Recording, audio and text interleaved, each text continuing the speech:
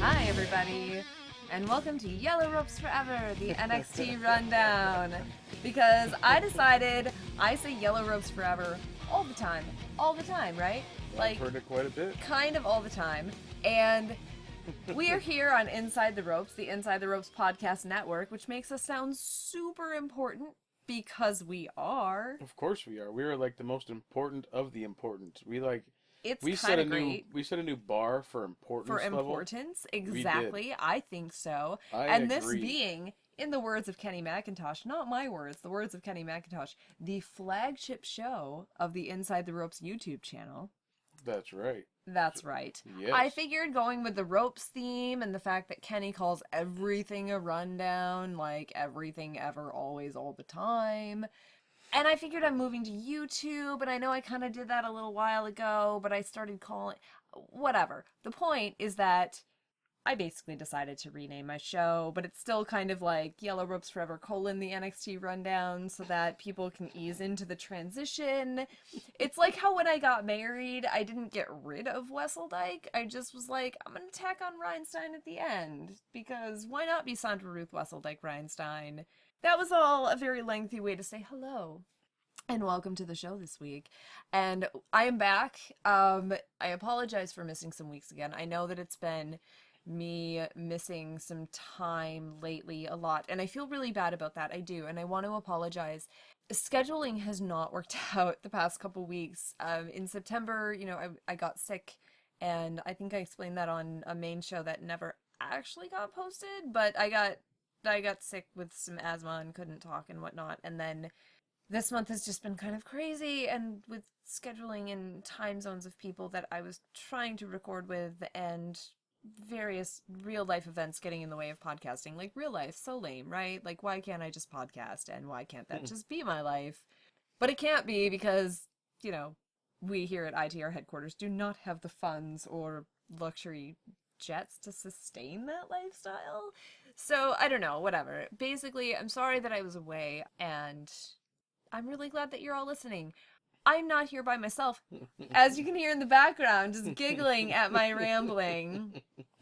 I have William Studd back with me on the show again today. Hello. Hello everybody. It is great to be back. I'm glad that you could experience me again. I know you missed me, and of course, And we're not even coming to you live from Fort Wayne, Indiana this time. No, this is true. We are in Grand Rapids, Michigan, because William has actually come to my city to see my fair city, taste some beer. It's what we do in Grand Rapids. It makes us sound like a bunch of drunks, but we take these things very seriously here in Beer City, USA. So, but it's been fun. So on your day trip up here, I kind of decided, yep, I'm commandeering some time and we're recording a podcast. So we are going to get into the episode in just a moment after this brief musical interlude, and we will be right back.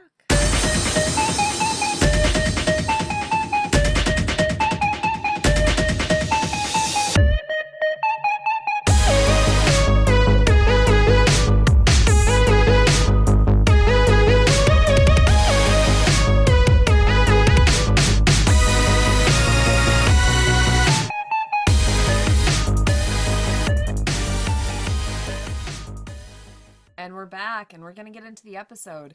First thing I noticed right off the bat, and you're just going to laugh at me, I know, William and listeners. And I don't know if I've gone on about this yet, but Ty Dillinger's in the opening credits. Ty Dillinger, the Perfect 10, is in the opening credits, and that's like the most exciting thing for me, and he's a Perfect 10, and I love him. Okay, I'm done now. Not going to go on about it. But we also hear that Dash and Dawson, named Dash and Dawson because their names are officially taken away, are fighting Enzo and Cass in the main event. And I would just like to say that in addition to Adrian Neville, Alexander Rusev, Antonio Cesaro, Big E Langston, and all others who have lost names to the ridiculous system of WWE, Scott Dawson and Dash Wilder will live forever. And if I ever buy merch of theirs, and if it says Dash and Dawson, I will be adding Scott and Wilder to said merch, just like I did with my Adrian Neville t-shirt. Thank you very much. But we opened with some banter from commentary. Like Corey Graves was calling Rich Brennan a whole bunch of things. He was calling him like Eddie Munster, Bela Lugosi, whatever. Yeah, Eddie Munster, Bela Lugosi, said he had his Dracula makeup on. He called him apparently Dracula at one point. And then he even, what's the guy's name? I think it was after the match Yeah, that, after the match he said. but he was like, He called, "Hi, I'm Milhouse Van Houten, everybody." And that was great. So, I don't know. I thought it was fun banter. Like, sometimes Corey Graves and Rich Brennan can get very bickery, and Byron Saxton's just like, "Hey guys, I'm here too." Even though I love Byron Saxton and I will defend him to the death as a good commentator. So, screw all of you who think he's bad. He's not bad. Yeah. But, I don't know. I thought that was pretty fun banter from commentary. But we opened the show with Emma versus Shazza, and I really liked this. I did too. I am a fan of Emma, and I'm a fan of the heel turned Emma. I really Evil Emma. yeah, the evil Emma. Yeah. I don't know what it is. It's just she's just reached a new kind of level, new kind of dimension of her character. Oh yeah. And I'm even a big fan of her new entrance music. I just think it sounds really good, and it really works for what she's doing. I think it works better as music in general. Yeah. I mean, still, as you heard on the takeover rundown, her original theme is still my ringtone, but but no, I agree. I love her new theme, and I mean, especially because it's like, oh, you like to dance to my music? Yeah. Screw all of you. You know what I'm gonna do? I'm gonna change my music, and I'm gonna change the syncopation of it, so you can't dance to it. Although Full Sail is starting to add chants. Yes. To the music and dance in a different way. And yes, I am demonstrating, which you can't see because this is audio. But I can see it, and it looks really good. It looks like what they're doing at Wilson. So. Yeah, just trust us. Yeah. But no, Evil Emma is amazing, and I'm really glad that you like her too. I do. And I really like the little partial glove gimmick that she's wearing.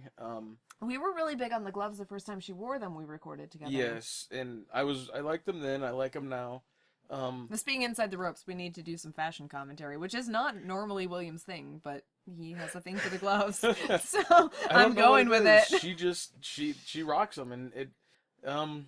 No, the fashion stuff's normally not my thing. I mean, my gear is what it is, and I like your gear. My gear has meaning behind it, and that's great. But for those of you new to this show, William is a wrestler. He wrestles for Powerbomb Championship Wrestling in Toledo, Ohio. Come see the show sometime. It's really fun. Yes, you should come and see the show sometime, and buy the merch that I don't have.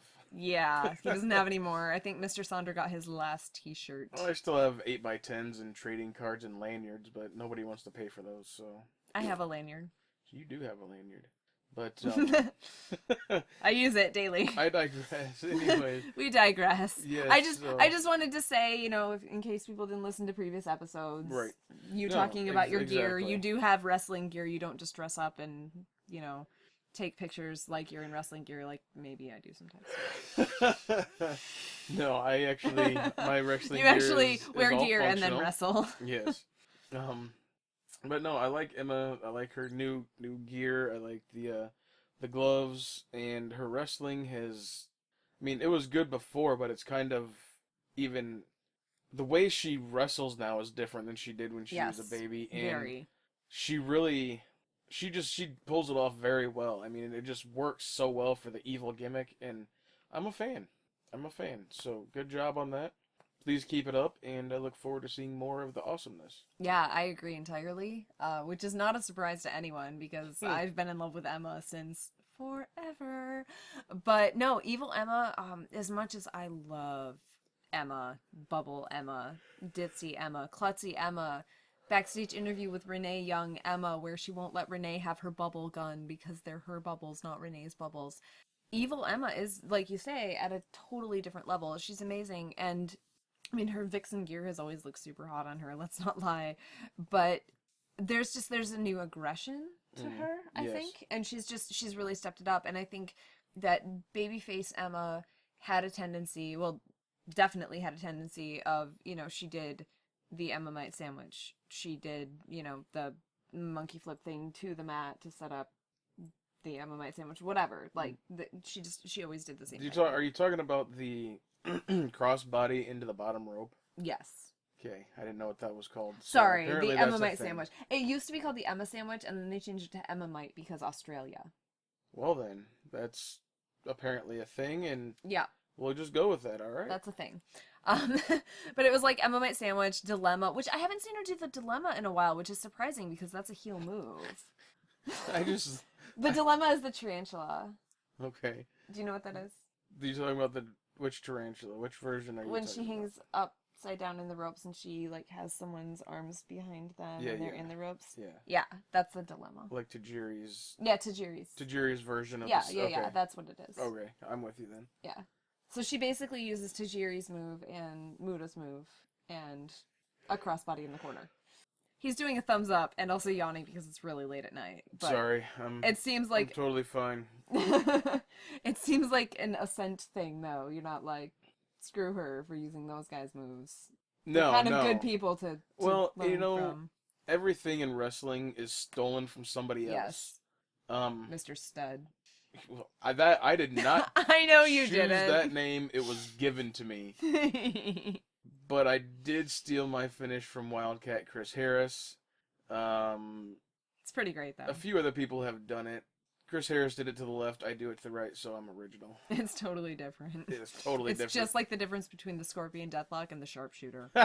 Entirely different moves. Entirely. 100%. Yep. Mm-hmm. Exactly. Yes. But I think I don't want to go without mentioning Shazza here. And No, I'm not really familiar with her work, I won't lie, but I really, really enjoyed this. And it was cool because the commentators told the story throughout the match that Shazza is Australian. Emma is also Australian. We know this. These are facts. These are facts.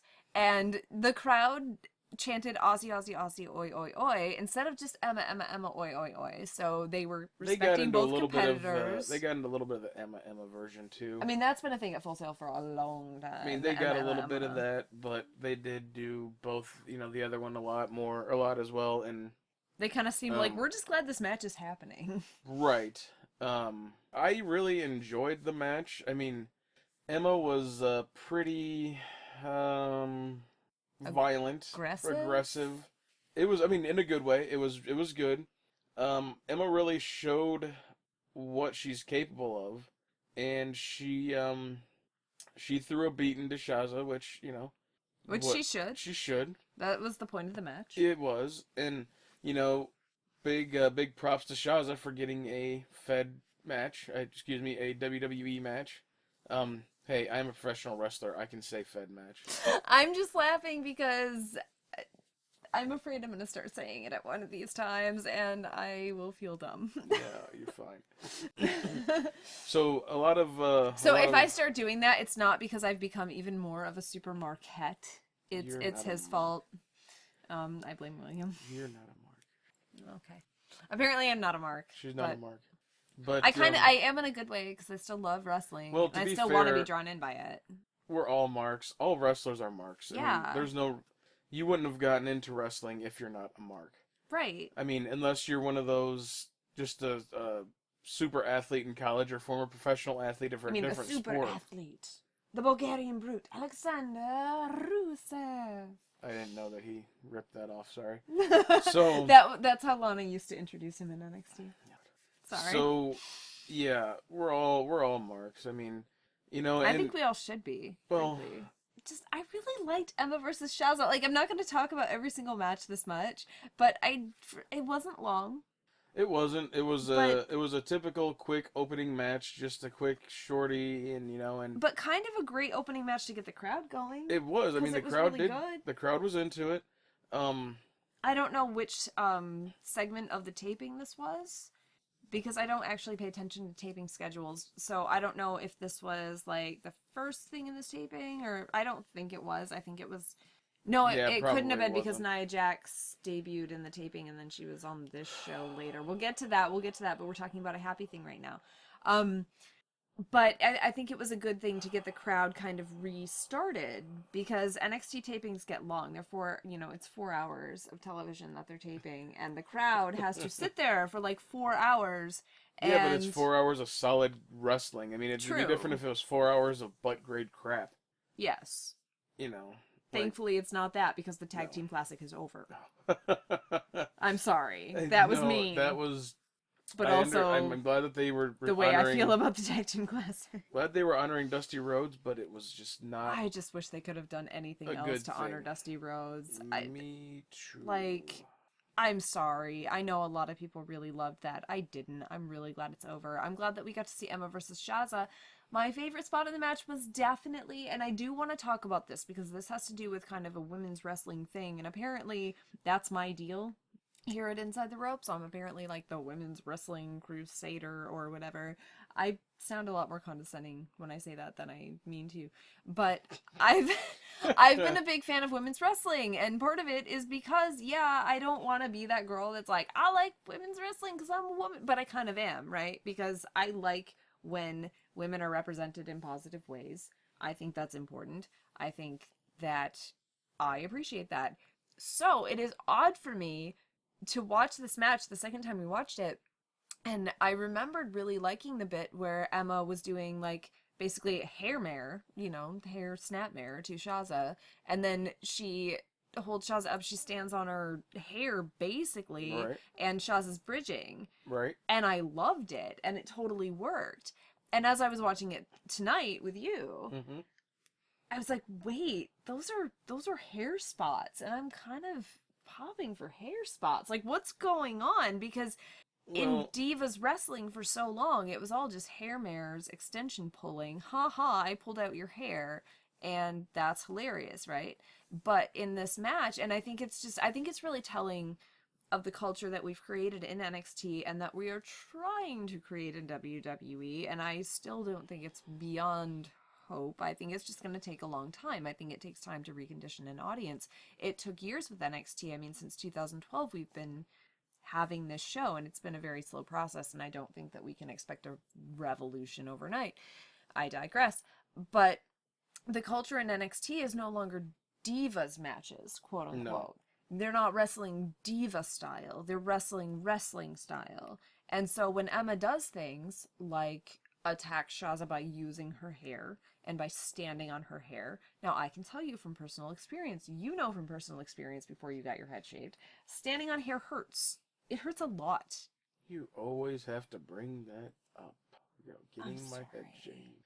Yes, the hair pulling and the standing on hair and all that shit. Yeah, I hate hurts. They used to do that. Well, they used to do that when I first started wrestling, and every time I said something about it, like, it's just hair, it'll grow back, and I just didn't like it. It seemed like a punk ass move for a guy to be sitting on another guy's hair and pulling it. It's like But you were a baby then, right? No, they did it when I was a heel too. Really? Babies would do it, yes. Because that seems like a super heel thing to do, which is why I think it worked with Emma here. It is a very super heel thing to do, but they would do it anyways because... Yeah, you know what? Actually, that's interesting because that's how Divas matches work. Pretty much. Like, I can actually remember specific matches where baby faces have pulled out heels' hair extensions. Natalya and Alicia Fox comes to mind. And I think that was probably on Superstars or something. So... But I don't know, the hair thing, that's weird because, I mean, the reason it worked for me here is that I know how much it hurts because sometimes when I'm sitting, like, on the floor, my hair's really long, and sometimes I stand on my hair when I'm trying to stand up. And that sounds really, really stupid, and that makes me sound like the dumbest human who doesn't know how to, like, exist in the world, right? But it's a thing that happens. But, I mean, because pulling hair hurts, and because I know that, like, standing on her hair, that was super mean. And she used it again, actually, when... It was totally a dick move. It was totally a dick move, so I don't understand why babyfaces would do that, except if you're divas and ha ha ha, or maybe if you're any WWE babyface, because seriously, WWE babyfaces are like dicks, right? Other than Sami Zayn and Bayley, like everyone's a terrible person. Wow. So, Wow. it's true. Wow. It's true. Who's the top babyface, top guy in the company, face of the company, right? Right. Right? Right. So, how often does he help people out when they're getting beaten down by heels? Occasionally. Like, after they've already been beaten. Right. Like, and I will credit Campbell Miller said on Twitter at some point in the past year, John Cena is the guy who shows up, like, when you're moving house or something, and this is a paraphrase, but Like, he's the guy that shows up when you're moving house, but after everything is done and the pizza's been ordered and the beer is being passed out. And it's so true, right? That's funny. And that's WWE babyfaces. That's funny. Like, heels sometimes help each other out. Babyfaces don't, because they're dicks. Yeah, kind of. So they don't have good role models. Except for Sami Zayn and Bayley. Okay. So, yes. There's that. Yes. But, and divas are even worse, because they're all just jealous and bitchy. So, the point of all of that is to say that I really, really love Evil Emma, and I really, really love the fact, you know, as a whole worldview thing, I love the fact that NXT has created a culture where I don't see hair mares and standing on hair and hair offense as just like, oh, I'm gonna roll my eyes because hair, because women, because bitches, or whatever. I see it as, oh, wow, that hurts, that's awful, and I don't even think about it until the second watching of the match, because we've created a culture where women's wrestling is wrestling, and that makes me so happy, and I can't go without saying that. And I'm so excited. And I really liked the way that Emma actually used it when she didn't cross Shazza's legs properly for the Emma lock to start out. Oh, yeah.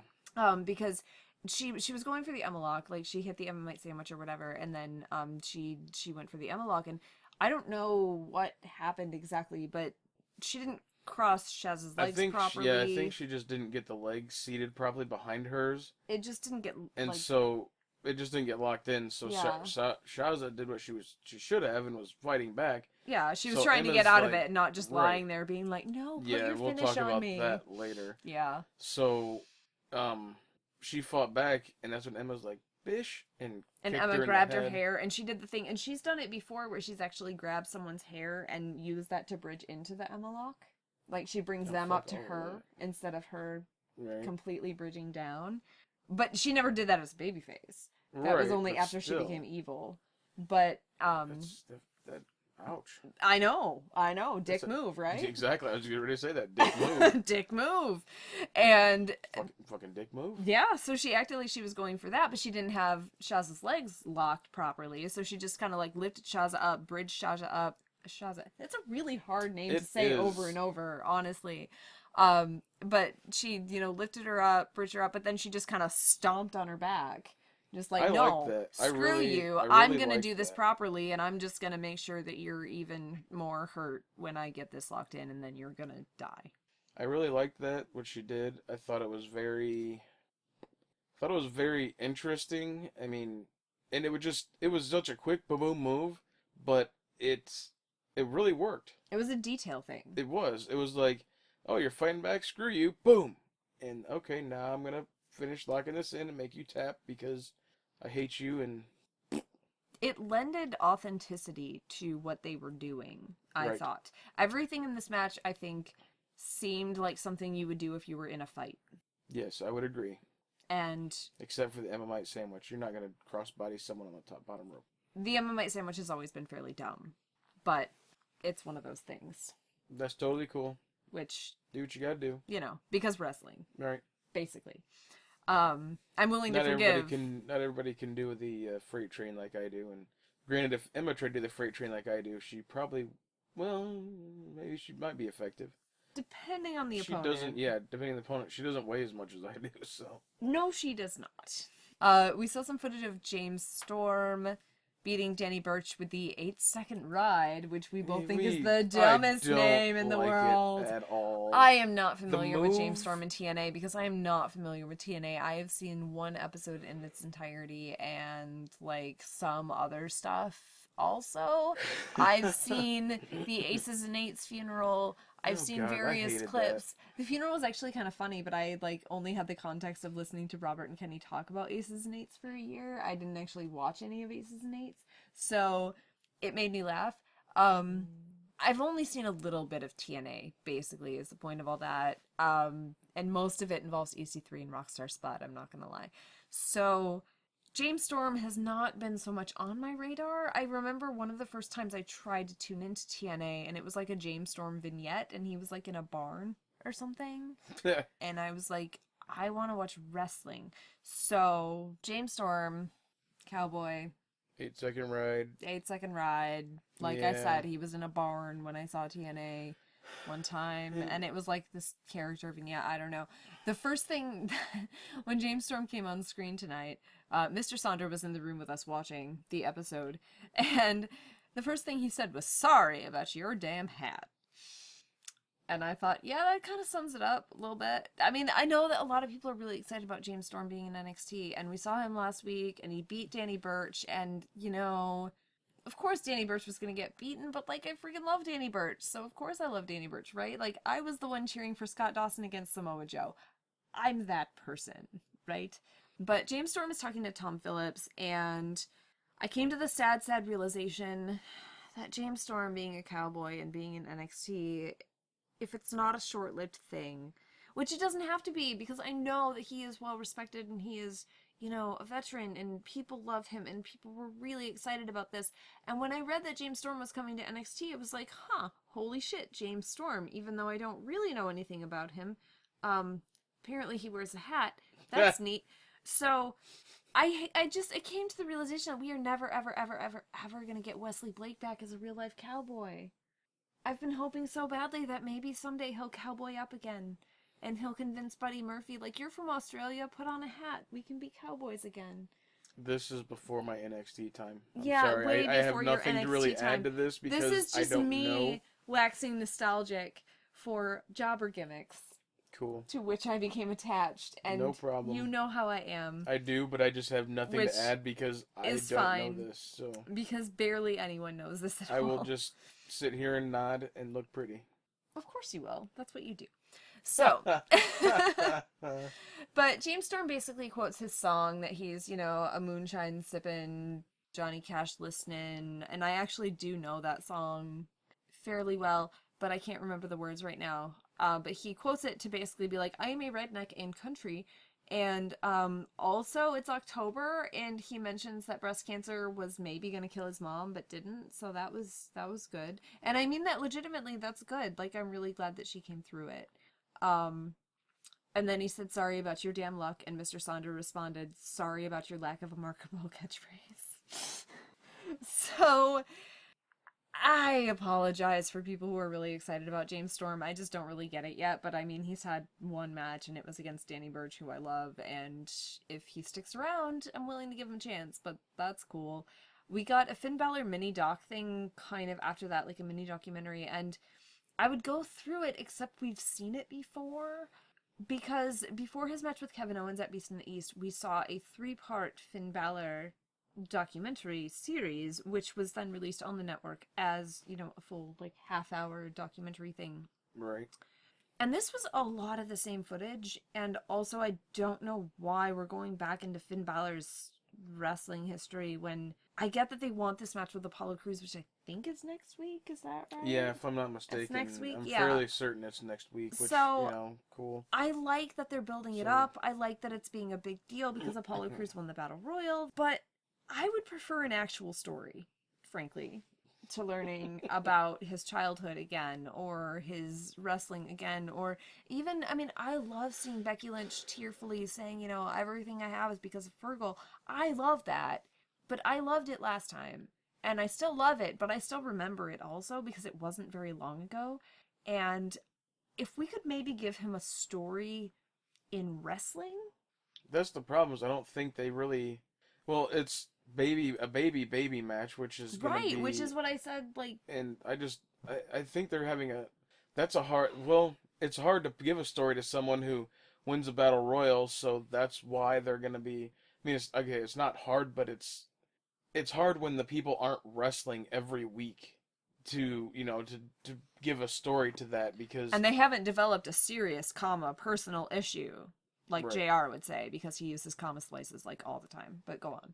Well, I mean, it's, if they were wrestling, you know, on Monday and Thursday like people on the main roster do. Oh, people wrestle on Thursday? Nobody watches that. Okay, so sorry. If they were wrestling like that, it'd be easy to build a story on somebody who, you know, okay, I won a battle royal, and then the guy comes out, well, like, oh, well, congratulations on winning a battle royal, you're still a punk ass. I mean, I go back and forth on battle royals. I sometimes really hate the idea of them to crown a number 1 contender, and then sometimes I'm like, you know what? No, it's great because it restarts a story. It starts something new. It's great. I don't really understand Finn Balor versus Apollo Crews I don't either. in I really terms don't. of it being baby versus baby, and we haven't had a story with Finn Balor since Hideo Itami and the Ascension, right? So that's an issue, because even with Kevin Owens, he didn't really have a story. It was just like, I want to be the champion. Kevin Owens is the champion. Kevin Owens is dick, and I want to beat him because I am not a dick. And then I did, because I'm a demon also. And now I'm the champion, and I have a leather jacket, and I'm the Finns, and I'm awesome, but I just want an actual story, please. Thank you. We'll get to that again with Apollo Crews. And then I literally wrote in my notes, it's October, so we need to talk about Pink. I will refrain. I will refrain. After that, we got my favorite match on the show. And Tyler Breeze was involved in a match on the show, but this was my favorite match on the show. Chad Gable and Jason Jordan versus Tommaso Ciampa and Johnny Gargano. Now, William, you were not a big fan of Johnny Gargano and Tommaso Ciampa. Last time we spoke, you had not so kind words to say about these gentlemen. Probably. That sounds like something I would do. That was something you did. Trust me, I edited the show. And I was there to record it. That sounds like me. Okay. Heard it a few times. Probably more than once. Did you or did you not say something positive about Tommaso Ciampa before I pointed out that you had said something positive about Tommaso Ciampa, and then you rescinded, but only after I pointed that out? I cannot confirm nor deny this accusation. What he said was that he really liked the counter that Tommaso Ciampa did at one point when, who was it? It was Jordan. Oh, he was escaping Jordan's, was it a body slam attempt or something? I don't know what the hell it was. I think Jason it was Jordan... I think he was gonna slam him into the corner. Okay. Again, and what's his face crawled. Ciampa. That Tommaso guy. Ciampa. Crawled down the back and out of the hold, like you would do Jordan if you're in a him. hold and you would try to get out of it, and it looked very realistic. It did. And that was good. And you said that you liked it as the match was going on. And you said, I don't really have a... But that was just a positive. That was a positive thing I liked. And so, because I know that you're not going to say anything super positive about them, I'm telling the listeners that you said something positive about Tommaso Ciampa during the watching of the match. And that was the thing that happened. Without any caveats. Maybe. Or yes. She could be lying through her teeth because I'm not. She does that occasionally. Yeah. Ow, she's hitting me now. Ow, make her stop. Ow, I'm not. Ow, and if ow. I were, I would be work See, you punching. hear that? Ow. Yeah. He's such in pain right now, but you're kind of a monster. No, I mean, I'm not a fan of those two. But you said you liked them better. I like them. Yeah, actually, this match made me like them better and Gable and Jordan better. Which makes me so happy, because you said you liked them better in the tournament, too. I did like them better after the tournament, or after that last match. It was like the one good thing that came out of the tournament. But I'm just not a fan of them, and they just haven't captured my attention yet. Right. I mean, they haven't done anything to really do that. They do good moves, but neither team has really made me say, these guys, fuck yeah, that's what I'm talking about. Yeah. They have not done that. I mean... Chad Gable has yet to capture his heart. Well, and it didn't help that with the finish that he did this week made me want to punch him and his mother, because that was so bad. Okay, other than the finish, like pretend the finish didn't happen. Pretend he didn't RKO into a German suplex. Yes. Pretend that. Because he RKO'd into a German suplex. Yes, that's true. But the rest of the match, what did you think of Chad Gable and Jason Jordan? Very, very much more entertaining. I don't even know if that's proper grammar, but yeah, sounds like it is. Well, so we're gonna go with it. They were much more entertaining. That's grammar now because I said so. So they were much more entertaining than they have been. They really worked well as a team. They looked like they were having fun, which is a very, very big thing for me with wrestling. When you go out there and have fun, the match is gonna end up better and the crowd's gonna enjoy it more. Right. Even if you're a heel and you're getting the shit kicked out of you, or you're murder death killing people, having fun with it is so. I mean, that's the point. And you're supposed to like wrestling if you wrestle. You are, and I know. So, but no, they looked like they were having fun, and to me that I respect that, and that means something. So I am glad that they were having fun. And, respect. You get a little bit of it. A little bit. That makes me so happy. And I also know that you're not just lying for my benefit. No, Because you know that I am completely smitten with Chad Gable and Jason Jordan, as you can see my notes and how often Chad Gable's name is written in capitals because I love him so much. Because I do. But no, it makes me happy that you legitimately are enjoying them more as a team. I am. And that you find their wrestling good. And what I think is really remarkable here, I mean, I could go through this match and just, like, spend an episode on how much I love, right? Like, there's very little I love more in wrestling than bridging pins and bridging out of things, and, like, that's why I love Becky Lynch and Chad Gable and, like, Alicia Fox. Yes, she does have a very nice bridge. And I really, really love it, right? And so Chad Gable's just, like, the perfect person for that. He's countering arm ringers like I learned how to do today, and it was beautiful. You did learn that today. And he's really, really good at it because he was, legitimately, I think, has turned amateur wrestling into professional wrestling. I think he's caught on to how to harness the two things very well together. And I think it's great, and I think that the Full Sail crowd is agreeing with me, because from the moment Chad Gable and Jason Jordan came out, they were being cheered by the crowd. And I don't think they're still supposed to be heels. Like, I think during the tournament, it was pretty much like they're baby faces, because they're working like baby faces. They're doing exciting things, and if I they would say so, yes. do anything heelish, it's more like maybe that's leftover, or maybe we're just WWE baby faces because WWE baby faces are dicks. So we don't have good role models here in this company, and this is where we're learning. So, but I feel like they're working as baby faces. So this was kind of a baby versus baby match, which again can be a problem, but I don't think it even was here because I think it worked. I think that the story was good enough in the match, even though there's not a story to set up the match necessarily. And I mean, as much as I go on and on and on about Chad Gable and how much I love him, Jason Jordan has been around for a while. I've been seeing Jason Jordan since FCW. I've seen some really, really awful Jason Jordan presentation skills videos from September 2013. If you want to see them, let me know. I know the links. I won't post them here because I'll probably get kicked off YouTube, and I don't need to be kicked off another YouTube. I digress. Yeah, let's not get kicked off lately. YouTube. I don't want to be kicked off another YouTube. Oh, I didn't even do anything wrong.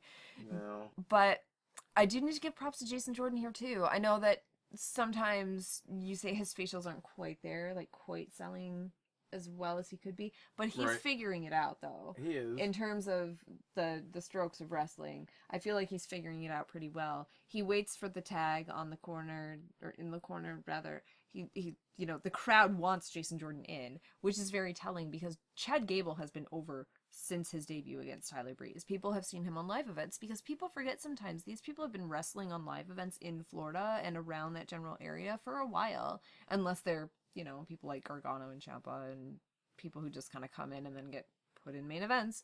But a lot of the people actually wrestle on live events before they're on TV. And so Chad Gable was getting rave reviews before he ever debuted on TV. I mean, Shoot Nation never was a thing on TV, and Chad Gable was kind of the leader of that. So the crowd's always been really behind Chad Gable. They've never been that behind Jason Jordan. When he was with Ty Dillinger, like, nobody cared about Jason Jordan and Ty Dillinger at all because there wasn't that much to care about. I loved them, but I'm me, so what do I know? Like, I get attached to things, and we know this, and I don't deny it. But, chanting, like, Gable, they were chanting it for Jordan, too. Yeah. And they were actually dueling it. They were going, Gable, Jordan, Gable, Jordan. And I love that because that means that they're over as a team. It's not just one guy carrying it and the other guy is there. Right. They are a team. They have matching gear. They are doing tandem finishers, which are maybe not the greatest, but they're doing a thing that they do together. So that's a positive about the finisher. And it's a bridge. And I don't know. I really, really loved kind of every part of this for the most part. Like, I mean, the details too. I think they're getting the details down. When Jason Jordan was in the match, he tags Chad Gable in, and Chad Gable gets some sort of arm thing on whoever was in the match also. And he looks at Jason Jordan, he goes, "Thank you," and then continues. Because Yeah. they're tag team partners. And yeah, like, thank you for tagging me in. And the crowd, of course, chants chivalry.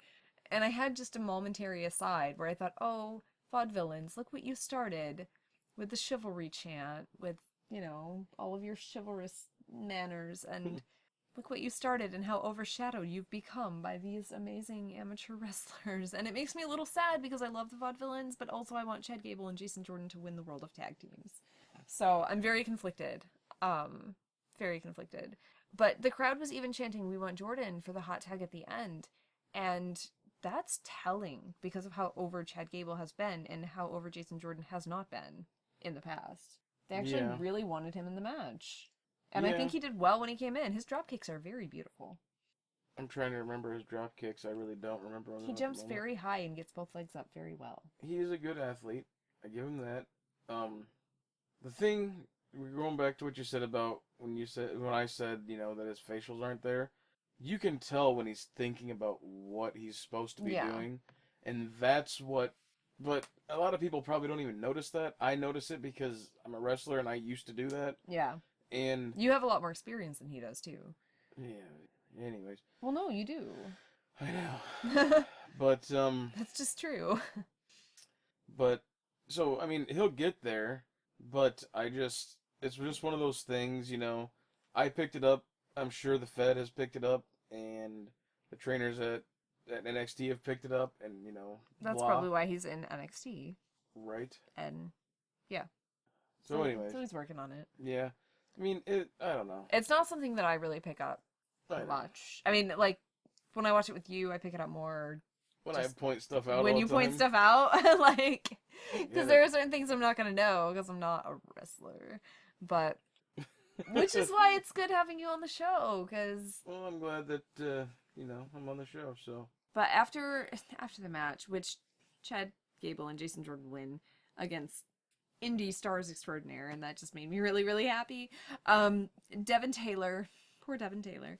I feel like we're just counting down, like, I don't know, like there's a really obscure Doctor Who reference I want to make, but I won't because it's Doctor Who and it's really obscure, but it's with the fashion around it. Anyway, but it's like she's been fired, but she's still there, and it's like when CJ Parker was there, but we knew that he was not going to be there anymore, and it's weird for me because she's been so a part of this for so long, even though she's been so bad.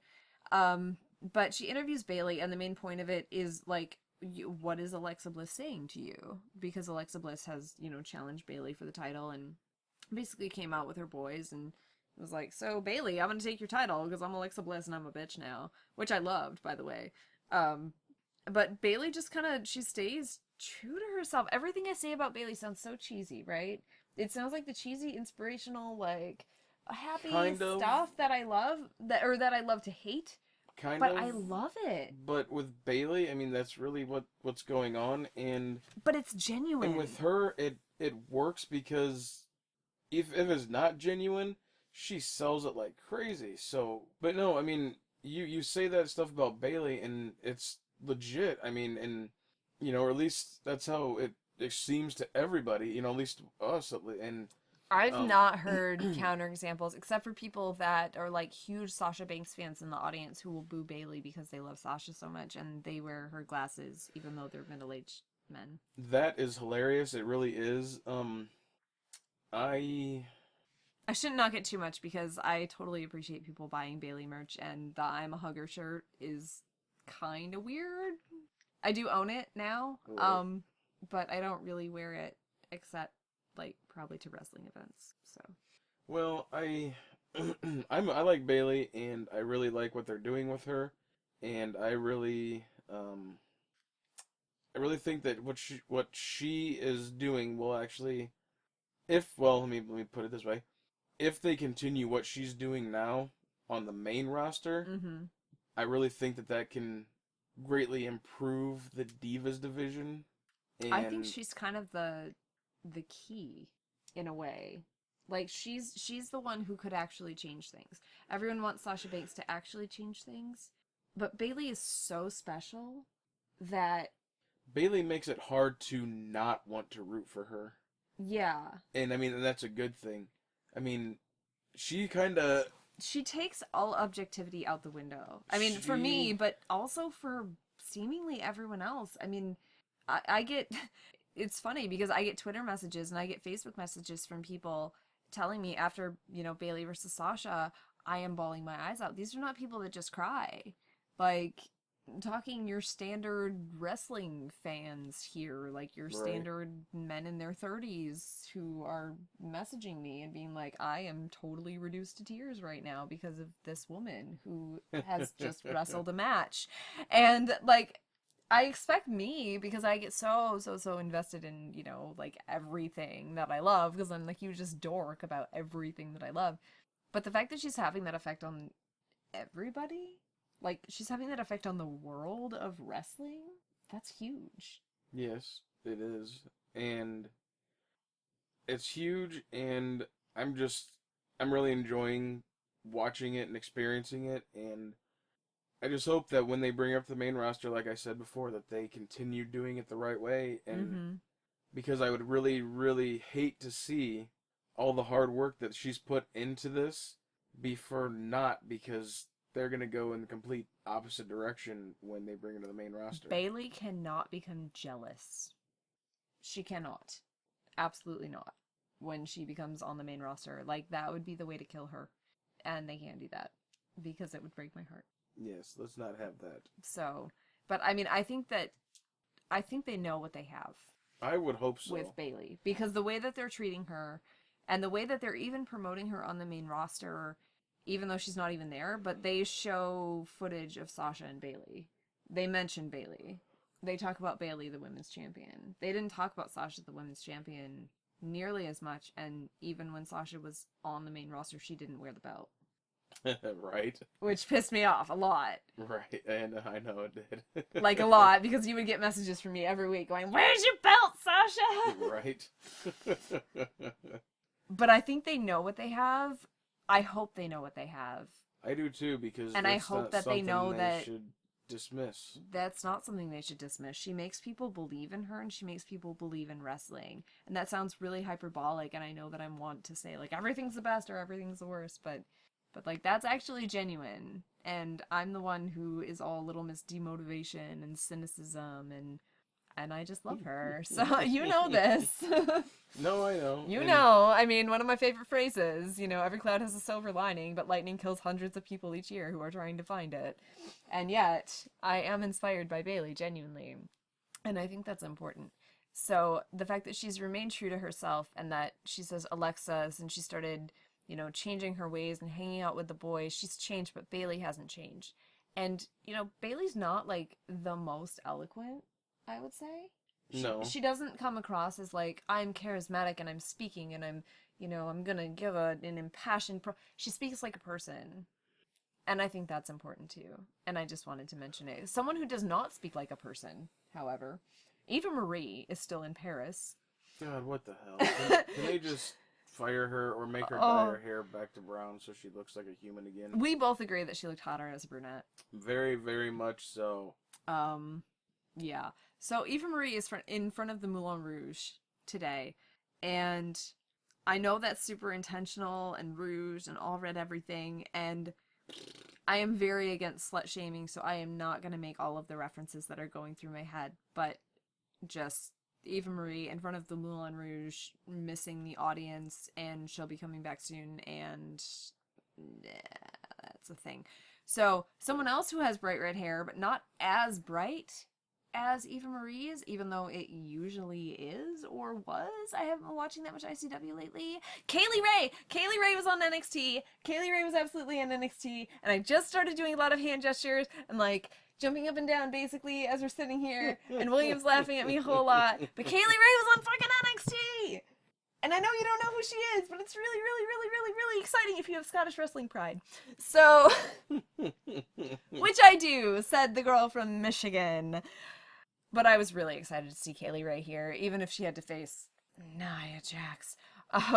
When Greg Hamilton announced Glasgow, Scotland, he did kind of almost say Glasgow, Scotland, but he didn't say Glasgow, Scotland. So it reminded me in my head, like, it's almost like Glasgow, like Glass Company Scotland, but at least that glass company is not making glass cows, and I'm happy about that. Yes. I don't know. Rabbit trails in my brain. This is what happens. But I also want to point out Shazza had an entrance. Kaylee Ray had an entrance. You know whose entrances are better? The indie ladies who are not signed. Like, all of the women who are signed have these, like I've complained about before, like bargain bin, awful, like knockoff themes that Eve Torres rejected because they were not good enough, or like Caitlyn or whatever, right?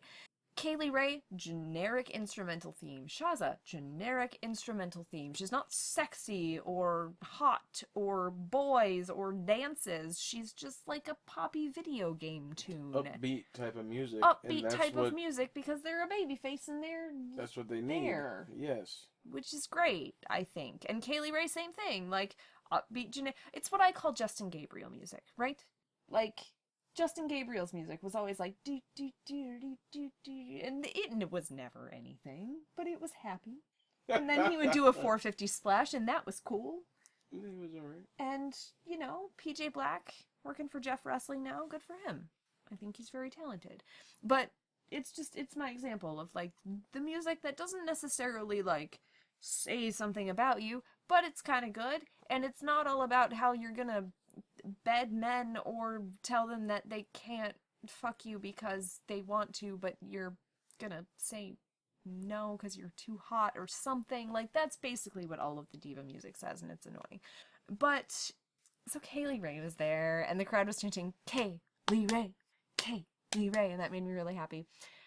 So Nia Jax was also there, and can we just leave it at that? She was there. She was there. The positive I will say about Nia Jax is that her gear this week was better than her gear last week, or last time that she was on, because she was not wearing that blue shiny thing anymore.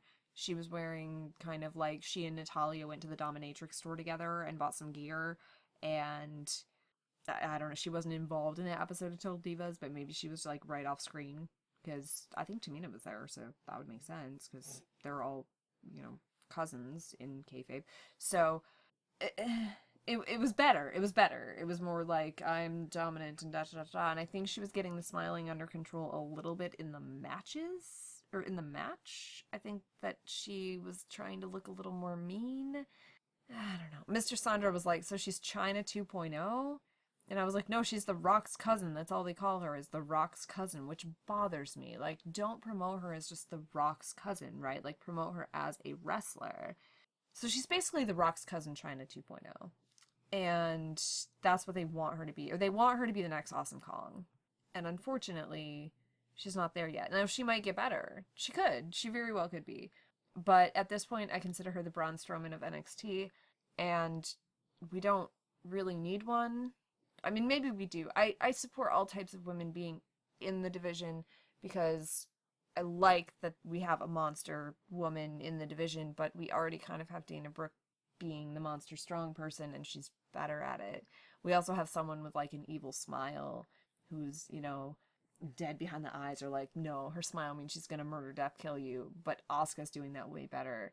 So I feel like Nia Jax still needs to figure it out, but this, it is NXT, and she can figure it out maybe, and that would be awesome. And if she gets good, I am always the one to say if she gets good, I'll be really excited about it. But we don't really need a Braun Strowman in NXT right now. Like, we didn't even let Braun Strowman be on NXT TV before we sent him away. So there is that. But after that, we had the realest guys in the room. Did you have anything else to say about the match? Other than Nia Jax and her awful lack of... Oh, let's talk about that horrible headbutt that was like 8 inches away. Yeah. That I was like, oh, that was supposed to be a headbutt? Yeah.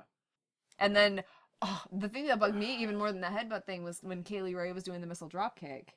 And it was supposed to be like a swatted missile dropkick, and it was more like Kaylee Ray goes up, springboard, missile dropkick attempt, and Nia Jax stood there and maybe moved her arm. And it made Kaylee Ray look like she was doing a jumping nothing, and I hate the jumping nothing, and Kaylee Ray is better than the jumping nothing. Right. So I didn't like that at all. No, I didn't like it either. I feel like the fake headbutt and the swatted missile dropkick were just bad, and I mean those were both clearly torture recting. That was not good either, but she's learning, maybe. We hope. That smile says to me that it's an arrogant "you want me, but you can't have me" smile. And no, Like all of the Divas themes say. I don't want you. I wouldn't want you if my life depended on it. I think you're a horrible wrestler, and I try not to bash people, but she's just bad. It's not good. And I've heard good reviews of her since she debuted, but I don't. I don't see anything good yet, and I try to give people the benefit of the doubt and maybe hope. Okay, maybe she could be something and not a huge piece of shit, but It's not good. I am not sold, and it's gonna take more than she's got to sell me. I kind of agree. And I want to give people the benefit of the doubt. Like, I'm the one who's usually like, oh, but I love things. And unless I don't. And right now I don't love Nia Jax. She had this huge build-up for nothing because she's not been entertaining. She's not been good. I don't even think she's looked that much like a monster. Not really, no. Like, she should be murder, death, killing people way more effectively than she is. From the way they built her up, she should be in about 3 to 5 minute squash matches. Yeah. Not this, okay, we're going to give you 8 minutes and you're going to go. Was it that long? It was about 6, 7. Really? Something like that. We're going to give you the 7, 8 minute match and, you know, we're going to have it be fairly even and then boom, you're going to go over.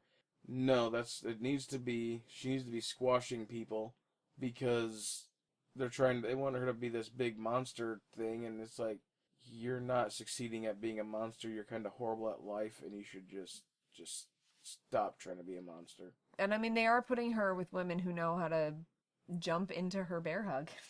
Evie last time. And Kaylee, you know, yes, definitely knows how to jump and set herself up for all of the offense. So there is that. I'm not impressed so far, and I apologize. I feel like Dana Brooke is a better strong woman kind of brawler style, and I feel like Asuka is better at the evil smile with evil intentions, and I hope that Nia figures it out because, you know, maybe she could have something. She very well could, but it's not there. It seems like she's smiling because she doesn't know what else to do. Yeah. And they're trying to put it over on commentary, and it's not working for me.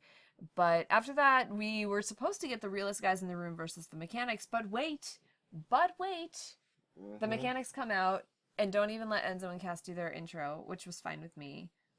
Even though I like it again, I do like it again. I'm happy to report. I'm not anti their intro because I haven't heard it every week all the time forever. And so I do enjoy it. I enjoy saying the intro along with them, and you heard me do it for the first time again the other week, and you laughed at me quite a lot. But the mechanics basically come out and attack Enzo and Cass, and the reason for this, Colin Cassidy's leg is injured right now, so it was kind of an injury angle to kind of write him off TV, and I'm not sure what they're going to do with them. I haven't really been paying that much attention to the news, but I don't know. It went down kind of like you would expect an angle like this to go down. Colin Cassidy was in the ring getting beaten down for a long time. Enzo was taking a nap, as he is wont to do when he gets taken out. Like, once he kind of tends to go to sleep for a while. It's kind of Enzo's thing. Bless him. As Scott Dawson's like walking off the ramp with Dash Wilder, and then they still have two names in my head, and they are still called the Mechanics, and I'm clinging to that. But Scott Dawson's just like, too easy, and it probably was. So there wasn't that much to say about this other than Colin Cassidy got, injured at the hands of the Mechanics and may not appear for a while because he is shoot injured. So we'll see what happens with that. Tom Phillips talks to Alexa Bliss and Blake and Murphy after that. Wesley Blake and Buddy Murphy. And Alexa calls Tom a human mic stand, so clearly she's never been interviewed by Devin Taylor. Yeah. Even though I know that she has, because I know that she has, but, clearly she hasn't talked to Devin in a while, and never will again. Tear for Devin. Oh, Devin's such a bad interviewer, but still, she's just been such a fixture, like a human mic stand, one might say. Well, she did actually ask someone a question. She did! The weird thing is, I think she's almost gotten a little more personality in the past, 2-3 months. Right. And then she got fired. Yes. And it's kind of unfortunate. Yeah, I would say so. Yeah. Mm-hmm. I feel bad. I do. I have some love in my heart for Devin Taylor. But Tom, Tom is not one to really ask super hard questions backstage. He's not Renee Young backstage. I prefer Tom Phillips on commentary instead of interviewing. But I think he does fine as an interviewer. And also I love Tom Phillips and I support him having a job. And so there's that. So there is that. I really, really like him. So basically Alexa says that she's gonna win the title. Well, she's like, this is one where she said that she talked to Mr. Regal, and that it's gonna be the 6-person tag match, and Bayley, good luck finding 2 people who are willing to work with you. That's right. And she does the dick heel stuff really well, at least talking wise. Yeah. But I'm still not 100% sold on her, or the fact that she's got these 2 guys that are just kind of cheese dicks that stand there and Well, originally, her getting with them was to help them get more personality because they were the tag team champions. That's pretty at the sad. time. And were like the most generic tag team champions other than some that we know. People that we know. But she got added to them basically to give them character. And I kind of like the fact, because I've seen it longer than you have, I kind of like the fact that now Alexa's getting the spotlight, and that doesn't mean that their team has to be broken up. They're still a thing. Because just because, one person's going to be featured doesn't mean, oh, now the entire team is done because we just like to give up on everything.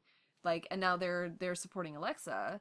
And I kind of like it. And Wesley Blake giggling Tom's name in the background after she's like, now we're done with this. He's like, Tom. Yeah, right. It made me laugh. It really did. There was one of those little things, but in wrestling, sometimes the little things mean details so matter. Much. And I really did appreciate that, because it was just like a total dick thing to do, just because I'm gonna be a dick for the sake of being a dick. But I mean, it worked. It did. And I was just, I did appreciate that. It's why I think the 3 of them together are good, because, alone, Wesley Blake and Buddy Murphy were not distinguishable enough that people didn't know not to chant USA for Enzo and Cass when they fought Buddy Murphy and Wesley Blake in Columbus, Ohio, even though Wesley Blake was a real-life cowboy and very American. The people that were sitting around me were like, aren't they Australian? And I was like, one of them is. The other one is not. And they're like, which one's Australian? I was like, that's not a good sign. Yeah. So I feel like it's giving them more of a character. That and Wesley Blake doing his hair in stupid ways. I love that. I really do. But yeah, I really like Alexa on the mic. You didn't like her on the mic at first. Are you coming around to her being a bitch? A little bit more. I mean, this was better than the first one that I heard. Mm-hmm. The first one I heard was kind of flat and kind of didn't leave me wanting more. I was kind of like, okay, she's off the mic, good. Yeah. This time it was like, okay, she got that over, and I look forward to seeing her get the shit beat out of her by Bayley and 2 other people. Because we love Bayley, and I'm curious to see who she teams with. I think it might end up being the Vaudevillains. That wouldn't surprise me at all. Because seriously, where are the Vaudevillains? I know that they've been on the show fairly recently. They just seem to be so overshadowed right now, and I feel bad because they're the champions, and it's just the same NXT story of the tag team titles. Well, there's the same WWE story. It's the same WWE story of the tag team titles, except for right now because of the New Day. New Day is actually doing something with that's something better. Yeah. That's something acknowledging the tag team division at least a little bit. Which is pretty great. After that, Apollo Crews decides to tell us more about his life, which is lovely. It's more like his wrestling life. It does show him against Ty Dillinger in Brooklyn, and so Ty Dillinger made the show, so yay. I really, really like him. I like Apollo Crews, too. I do. I like him. I think that he seems like a very nice fellow. He has a very nice smile. He can do flips. I like that. I think he's very athletic. I would prefer a wrestling story to a vignette about his life that is going to span multiple episodes. Because here's the thing about this Finn Balor, Apollo Crews documentary deal. I like it. I like that they're trying to build these people up, but it feels like not showing their work again. And we talked about that before. Yeah. The last time we recorded. It feels like you're telling me about the career that they've had before, but you're not showing me what they are and who they are. You're telling me Apollo Crews fought all over the world, and that's really, really cool.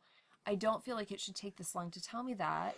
And seeing all of his stuff from Brooklyn, and yeah, it was his birthday, and yeah, it was his debut, and yeah, that was really, really cool. But I know that because I saw it, and I don't need to see that much of that match again, even though it was Ty Dillinger, and I love it. I just prefer a wrestling story, and so all they have to go on right now with Finn Balor, who doesn't really have a story or an identity in NXT that's really woven into the fabric of the show, and all they have to go with Apollo Crews, who doesn't really have an identity that's woven into the fabric of the show, other than good wrestlers. They just have these backstory vignettes, which make me care more because it makes them likable, but it doesn't really make me want to see them fight each other. I agree. And I agree that it doesn't make you really want to see them fight each other. It's like, It makes me maybe want to see them perform, but not, like, it doesn't feel like a championship match. no, it doesn't have that kind of build up Feels like they seem like nice guys. because it doesn't seem like it matters a whole lot. Yeah. That is a championship match. I kind of keep forgetting, actually, that it's a championship match. I just kind of keep going, oh, they're profiling these guys. Pretty much, it's kind of like, hey, let's have 5 minutes of filler about this guy real quick, and I think Apollo Crews did mention, oh, and then I became the number one contender, but that was real quick. I became the number one contender. Blah, blah, blah, That blah, wasn't blah, the blah. main point of the story, though. No, it wasn't. And it kind of should be. It should absolutely be, because that's the only story. I mean, you want to talk a little bit about your background, that's cool. But when it comes down to it, it's like, okay, you talked a little bit about your background, all right, now, why should I care? Because what are you going to do to impress me in the ring, or what are you going to do to entertain me in the ring? And if you're not going to do anything, then why the hell are you on my television? Yeah. And, like, here's my thing, and this is the way I guess I can sum up my feelings, is I feel very happy that they seem like very nice guys, and I'm happy to see them perform. And I'm glad that they have had lives that are worth documenting. But see, my favorite stories when I tune into NXT are wrestling stories. Because I love wrestling stories, right? Because they're some of my favorite types of stories, and that's why I'm watching wrestling. Right? I'm not watching documentary about a guy. I'm watching wrestling, and I just want to see a wrestling story, and that's kind of it. So I wish that I felt more passionate about the title match next week, and I don't, but I'm sure it would probably be really good. So we'll see. I hope it'll be really good. I'm looking forward to it, kind of, and I hope that we can get some kind of story out of this. Me too. I was hoping that the Samoa Joe Finn Balor split would cause a story. It caused a story sort of with the main event of the evening, Samoa Joe versus Tyler Breeze, but it still didn't cause anything in the title scene. Not really, no. And that's what's really been missing for me, and that's something I've mentioned a lot of times on this show, be it on, mostly on VIP probably before I came here to the YouTube, but I just really wish that I were more invested in the NXT title, and that's kind of my thing there. I mean, I like Finn Balor, I really do, but it doesn't seem like there's much going on there other than, he's NXT champion, and I like him as a wrestler. Yeah, and I mean, it seems so trite in some ways to be like, oh, he's just a good wrestler. Like, right. why is he only just a good wrestler, right? Right. So our main event of the evening was Samoa Joe versus Tyler Breeze, as was Yes. announced, and they showed a bit of footage of Tyler Breeze getting Samoa Joe eliminated from the Battle Royal after Samoa Joe had eliminated Tyler Breeze from the Battle Royal Right. for the number one contendership. So they made sure that we know the backstory of the match, which means there was a backstory to this match.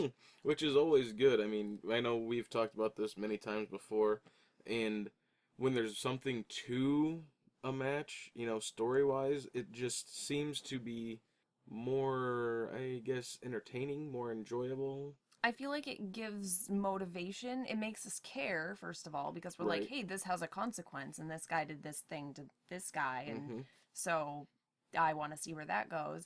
And I feel, and you know this better than I, obviously, but I feel like you can tell if wrestlers are more invested in the story. Like, I would say Samoa Joe and Tyler Breeze here looked motivated because it was like, hey, fuck you. Like, I don't like that you eliminated me, and I don't like that you cost me a title shot, because this was, it was a battle royal to become number one contender. Right.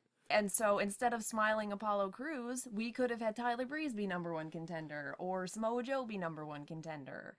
Yes, we could have Tyler Breeze been number one contender. That'd have been great. But I agree. They both looked more personally invested in the match. They both looked more like they cared more about the match. And that, like you said, that just makes a big difference. And I think it translates. yeah, It translates to the audience. It came through the television to me. This is the most motivated I've seen Samoa Joe look in NXT.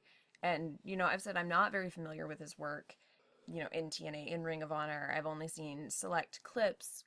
And I know that, you're not the biggest Samoa Joe fan either. not at all. So I do respect him, but I'm not drawn to him as a wrestler. I've been wanting to be invested in Samoa Joe. When he showed up to confront Kevin Owens, actually, was when Samoa Joe first appeared on the scene, was confronting Kevin Owens after Kevin Owens, laid waste to Sami Zayn again and broke the heart of wrestling. And it was like, oh my gosh, holy shit, like Samoa Joe is here, this is cool, and that's a thing. And ever since then, I've been saying I haven't been able to get invested. It's just he fights and then muscle busts people and then But his match with Baron Corbin actually was pretty good. And I like that, when he finally started busting out the Coquina Clutch, his t-shirt that said submission specialist, because that was my sticking point for a long time, okay? Like, this bothered me. His shirt, his actual t-shirt, official WWEshop.com merchandise, said submission specialist. And all I saw him do for, months was muscle bust people. It's like, that's not a submission. No, it is not. And it really bothered me. I can understand that. So, do not advertise on your t-shirt that you're a submission specialist if you're not doing submissions. But now he's doing submissions.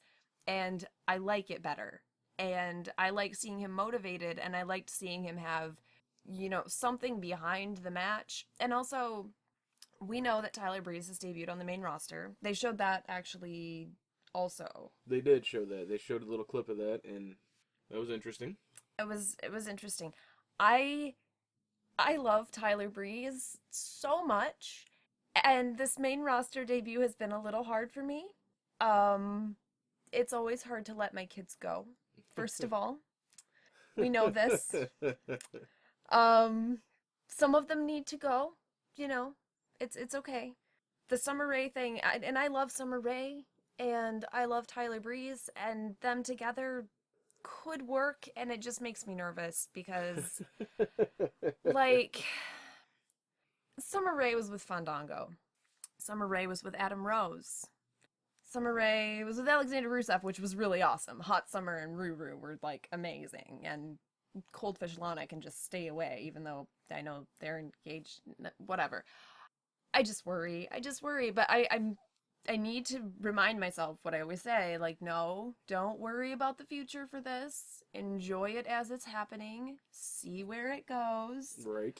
You're nodding your head at I me a am lot. nodding my head. Yes, sorry. I Because realized they can't hear that, so yes. I'm agreeing with you. Yes, you're agreeing, and you're nodding kind of like, this is what you always say, so you should listen to you, Sondra. Yes. You have good points. I do, and I should listen to them when it should. comes to Tyler Breeze. Exactly. So, yeah, okay, here's a weird NXT geek thing. Tyler Breeze is the man who would not deign to let Alexa Bliss be in his selfie because he was too gorgeous for anyone to ruin his selfies. And I realize that this is one backstage segment from years ago. Wow. But there was something very disconcerting to me about him taking selfies with Summer Rae. Well, And I it threw me understand off. that, And that's like, not a valid criticism. it is, but at the same time, you do have to keep in mind that this is what the main roster told him to do. Oh, no, I understand that. And so, I mean... This is more my internalizing and having a problem. In terms of getting way too attached to certain moments in history. Well, I understand that. I really do. So, I have a question for you, though. What's up? Are you worried that Summer Rae is like certain actresses, like Jada Pinkett, for example, who, when she gets on the TV show, it gets murdered until she gets off the TV show, then it comes back to life? No. So you're not worried that she's the career killer because she murders everyone's careers? Okay, no. I was just curious. I think it's more because I love Summer Rae. I know. As I a know performer, I really love her. that. And I think that she actually, like, when she was with Fandango, when she was just, like, valeting for him, I think that was great. It was when they started doing the romance thing, and then he broke up with her on Twitter, and then Layla happened, and that all went way downhill. Yeah. Wrestling angles that involve breakups on Twitter, just, that needs to never be a thing. Never be a thing. Never be a thing. Just don't be a thing. I understand they're trying to, trying to incorporate social media because it's, it's big, it's powerful, it's, a diesel truck basically, and that's great, but like you cannot have a significant piece of something that relates to your show happen on social media. It'd be like having, okay, we're going to show you this one match between these two wrestlers, but it's only available on Twitter. Like all of the YouTube exclusive content that explains all of the main roster stories and gives all of the characters motivations and makes you care about stuff, and it's only on YouTube or WWE.com. That. So, that is a very roundabout way of saying that I don't think Summer Rae is the problem. I think that they don't know what to do with Summer Rae because I think they see her as a very specific kind of pigeonholed performer. She's wrestler's girlfriend. Okay. Right? Which annoys me in multiple ways because Summer Rae is more than capable of being evil on her own without being a girlfriend. And I understand this is the story they're writing for her. She enjoys working with the guys. She enjoys, being on TV. She's a wrestling fan. She really, really loves wrestling. She loves working on wrestling. She's actually pretty good. I don't know how devolved her skills have gotten at this point, but that was my next question. I'm not real familiar. I'm not seeing her do much in-ring stuff. They haven't been putting her in ring. Yeah. Okay. So it's hard to know, but like some of her matches with Paige and Emma, really good. Really good. I can show you actually some of that BFF stuff. That was, the start of Sasha. We should and watch stuff. that. So we'll do an NXT history lesson. Sounds and good. Yeah. Maybe do a little bonus show. William reacts to NXT history lesson.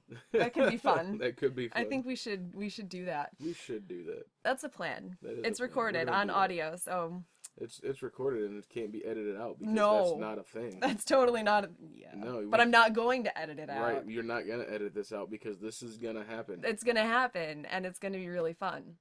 So yes.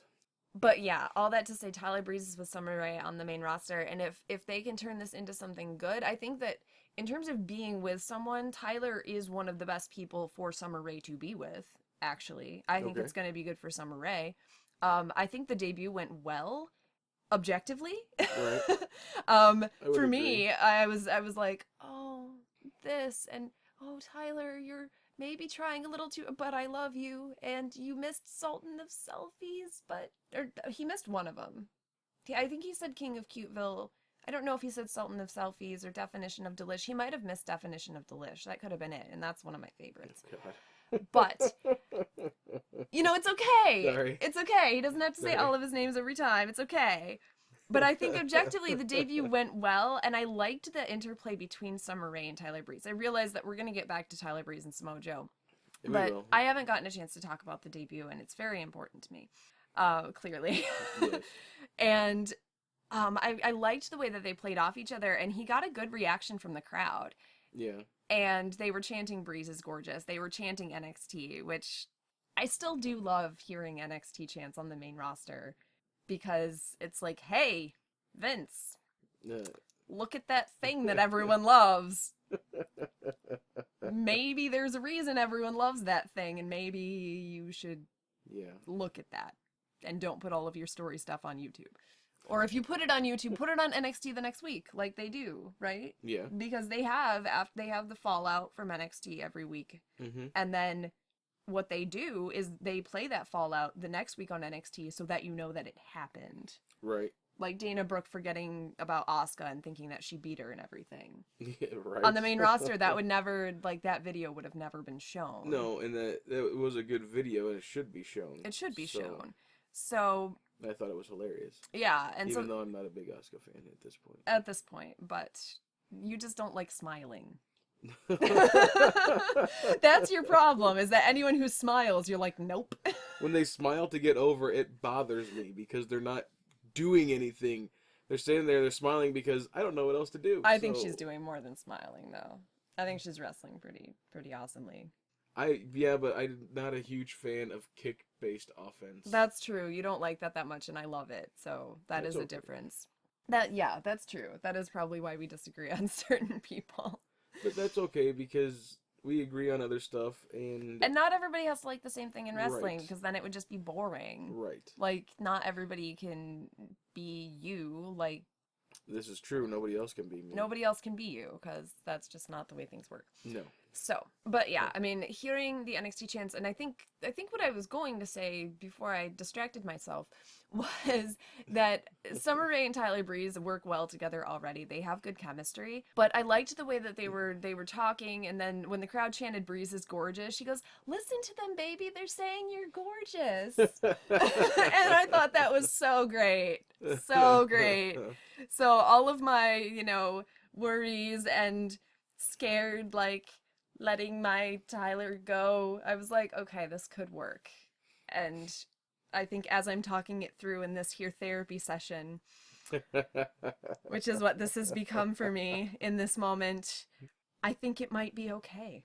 I think it can be okay. Yes. Just have to give it a chance and see how it goes. Yes. And hope that if things do start to get not so great, that maybe they'll adjust it and make it better. One of the good things too is that they really want to market selfie sticks, which I think is hilarious and so dumb at the same time, but okay. But if they really want to market these selfie sticks, they need to have him on TV. They do. Remember how long Sin Cara was on TV? Because masks. But yes, getting back to actual NXT, Tyler Breeze and Samoa Joe had a match and it was really good. I thought it was really good. I probably liked it more than you did, given that you're not a huge Samoa Joe fan, but you're starting to come around on Tyler some, despite his kick-based offense and the fact that you really hated Prince Pretty at first.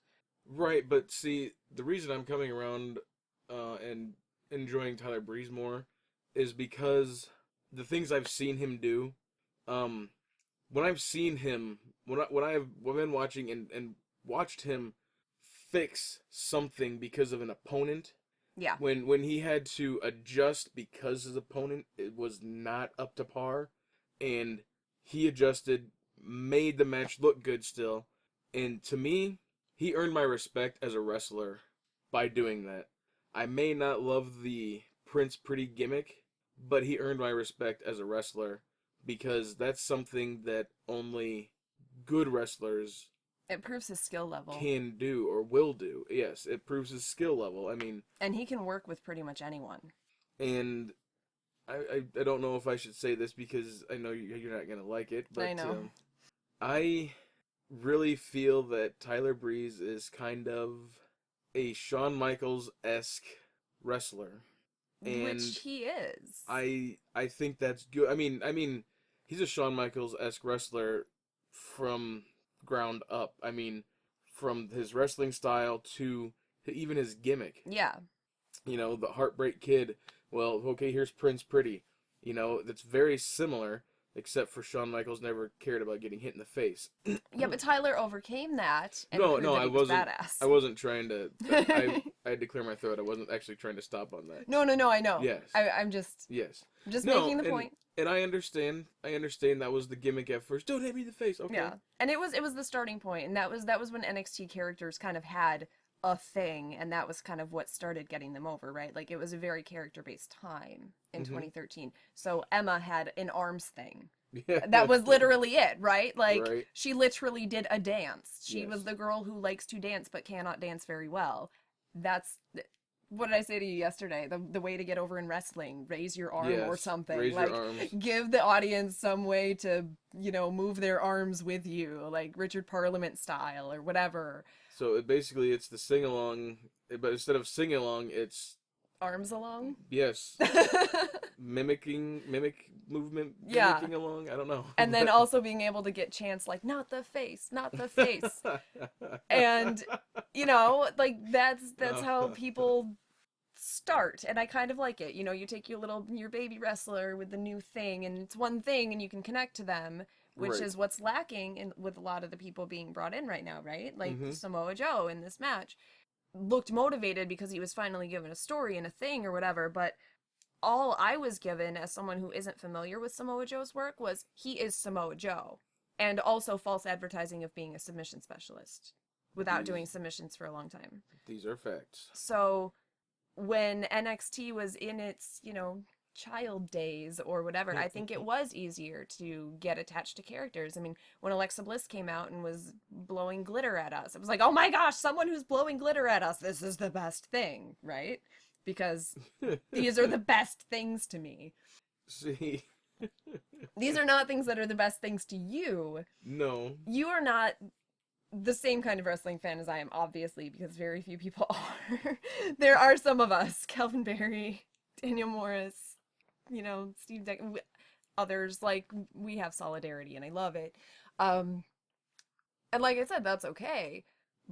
But I think it's just been hard for either of us to connect to some of the names that have come in on NXT and not been given anything to really cling to other than this is their name and they are a big star, trust me. I would agree with that completely. At least James Storm told us he was a redneck and he wears a hat. I know that about him. This is true, and he listens to country music. Yes. And sometimes he's in a barn with things that are in barns. Right? Those are things that happen. But at least it's They something. It like, is. It's something more than someone coming in and than the Tommaso and Ciampa and Johnny Gargano. These guys are big deals, trust me. Trust me. Why And are they they're, big deals? Because I said so. They're doing good wrestling, but it's that same thing that I know that I probably harp on more than I should, but about how it's hard to connect. But it is really important to me because I really super love NXT, and I'm starting to love it again more. Again, the Tag Team Classic, I think, just brought me down. But this episode was really good, and this match was really good. And, like, I don't know, some of the false finishes were getting me, because I was like, Samoa Joe has to win this match because he's Samoa Joe, and also Tyler Breeze is moving on. But I'm always going to be behind Tyler Breeze. I'm always going to be hoping that he's going to win, because of course I am. See, but that's one of the reasons why I don't like Samoa Joe. Because you just said Samoa Joe has to win this match because he's Samoa Joe. Right. Well, because that's the way they're using him. I think that's... And that's like someone saying, whoever you like sucks because they do. You should like this person because I said you should, and they are better because reasons. Oh yeah, that they're definitely doing because reasons and not giving us the reasons. Right. That's and I don't like basically that. the way to sum it up, and I don't like it either. And I mean, like, knowing that Samoa Joe was gonna win, they got me a few times. Even that supermodel kick that never wins matches except against, like, no-name jobbers whose names I know, but nobody else would, right? Like, yeah, again, me. But, like, Tyler doesn't win with the supermodel kick. But he kind of could have, maybe? And there were a couple times that, he rolled Joe up, and I was like, maybe? Because Tyler... a lot of times we'll get wins, you know, rolling people up, especially larger opponents like Samoa Joe, because then it's not like, oh, you're dead from my kick with my fuzzy boots. Yeah. It's Fuzzy boots. fuzzy boots. Like Tyler, I don't know, and I loved the finishing sequence too, but other spots, oh yeah, I wanted to mention his awesome drop kick as Samoa Joe was running at him, and he was like, nope, drop kick you in the face. That was good. And it was really, really good. And there were a couple other spots too where like Samoa Joe would catch Tyler Breeze in something, and there were just really good counters throughout the match. But the finishing sequence I really liked. Tyler got Joe up into an O'Connor roll, and then Joe kind of like threw him up, caught him in the coquina clutch for the end. Right. Oh, also Tyler got to counter the muscle buster. Yes. Into a sunset flip. That was good. And I was like, maybe he'll win. No. I was hoping he would win. I was hoping he would win. He didn't, but I was really hoping. But yeah, I don't know. What did you think of that end sequence? The throwing up and catching, and the intensity, and the Tyler tapping out and then being sad. Which I didn't like. I don't think you liked it as much as I did. It was creative. I appreciated that. I would have appreciated it more had someone other than Samoa Joe had done it. True. Had been, you know, if they'd have been involved, someone other than Samoa Joe. A lot of that is your predisposition. It is, and I Which is fully fine. admit that, and I'm okay with it. I've made peace with that. I am not one to be objective. I know. I think I've proven that. You have. It was enjoyable. It was impressive. It was creative. No, it was good. And I think, as far as that possibly being one of Tyler's last matches in NXT, that wasn't a bad match to go out on. Granted, he didn't go over, but it was still... But how often do you go over in your last match somewhere? Depends on who you are, pretty much. But True. I mean, hell, even Ric Flair didn't go over in his last match, and he's Ric Flair. I think it's kind of like they're still building Samoa Joe in NXT, and it's like, okay, Tyler's time is coming to a close here. Which tier? But it makes sense. I still don't love it. I still would love to see him be, you know, someone who can win matches. But I think that maybe they'll have him win matches on the main roster. He got to kick the shit out of Dolph Ziggler in his debut, which was great. I'm a fan. So, I mean, we'll see what happens on Raw tonight. But I thought, you know, the match being really good, Samoa Joe looking intense, getting, you know, the crowd behind him. The crowd was behind Tyler for the whole match, yes, basically. But by the end, and when he won, they were chanting Joe, Joe, Joe. So you know, he got them on his side, and they were kind of starting to be like, okay, we like both guys now. Because the crowd seemed to have cooled off on Samoa Joe. He was like the best thing when he came in, right? And then they didn't give him a story at all, and then he eliminated Tyler Breeze, and everyone wanted Tyler Breeze to win that match. So, right. You know, boo to you, Samoa Joe. Exactly. But I think this worked. I think the image of Joe looking very intense on the ramp should have finished the show. I think that would have been a great way to finish the show. However, we had to talk to Finn Balor and Devin Taylor for a moment. For why? I don't know, because we already had a Finn Balor mini documentary. We had an Apollo Crews mini documentary, and we couldn't just go off the air after a great match feeling great. We had to check in with Finn Balor, King of Exposition. And I like Finn Balor. I do too. And he's gotten better at talking. He has. He was very bad when he was doing his exposition. His exposition has gotten better, but it is such exposition. Yeah. He told us that Apollo Crews won a battle royal to become the #1 contender. Mm-hmm. He told us that Apollo Crews is a good wrestler, basically, and that he's, you know, he deserves a chance at the title. He also says that he is Finn Balor, and he is the NXT champion.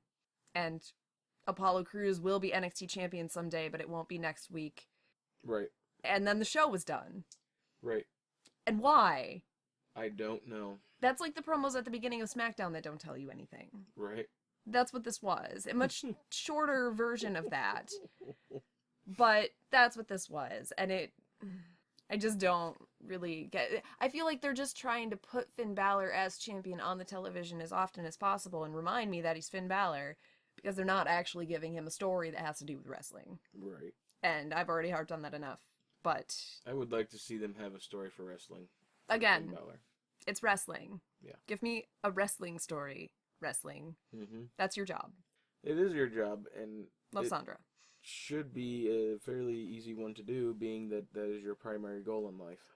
You are wrestling. Right. Be wrestling. Yes. So thank you all for listening. And as usual, and I always forget I have to do actual plugs now. Get in touch with us. Let us know what you think of the episode. You can leave comments underneath the episode because that's a thing you can do on YouTube, which is pretty sweet. So yeah, if you're listening to this or watching this or whatever, and if you're actually, watching it on YouTube, leave comments. Let me know what you think of the show. Let me know if my Tyler Breeze therapy session was too long and drawn out. It was useful for me, at least. I feel better about things. Get in touch with us on Facebook, also facebook.com/The Inside Network.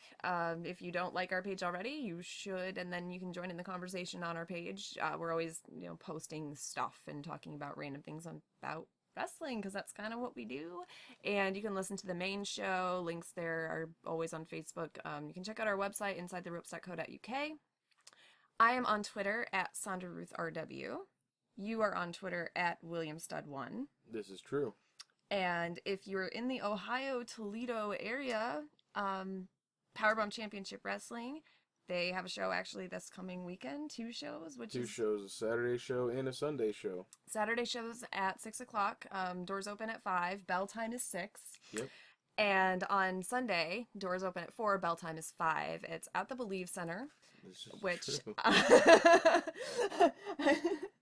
And sorry, now I'm just sort of mocking one of the announcers on the show who... Only a little.